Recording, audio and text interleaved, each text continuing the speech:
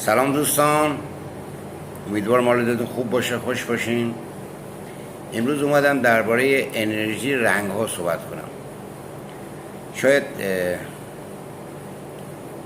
بعضی از چیزها با استفاده کردن و آگاهی داشتن درباره چیزها در دراز مدت خیلی برای ما مثمر ثمر باشه و رعایت کردن آن و همچنین متقابل.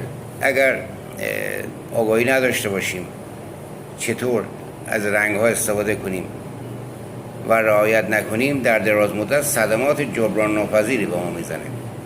رنگ ها همشون انرژی دارن.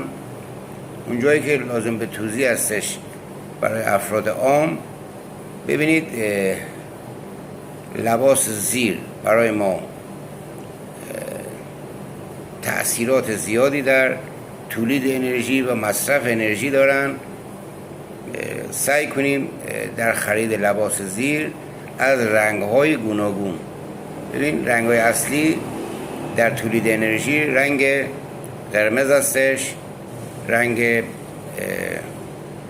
زرد هستش، سبز هستش، نارنجی هستش، آبی کمرنگ، آبی پررنگ یا لاجوردی و همچنین بنفش.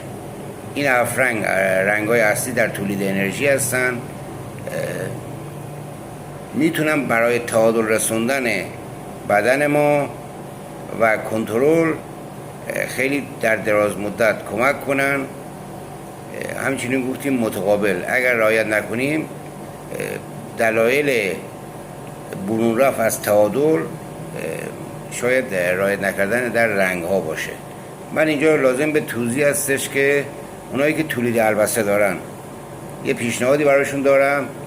این دوستان میتونن لباس ها رو همزمان این 7 رنگی که گفتیم رو تولید کنن و در یک بسته‌بندی بذارن و به عنوان رنگ هایی که تولید انرژی دارن رو به مردم بفروشن. انشالله جای داره که در این کار در دنیا داره انجام میشه و در کشورم هم رونق پیدا کنه، هم برای خودشون خوبه. یه جا 7 تا رو میفروشن.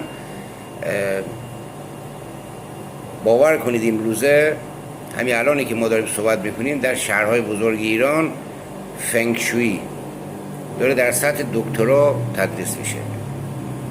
انشالله این کار در چیدمان منزل و استفاده از رنگ ها و به تعادل رسوندن فضا کمک شایانی به جامعه ما بکنه و فواید زیادی داشته باشه. موفق باشید. خدا نگهدار.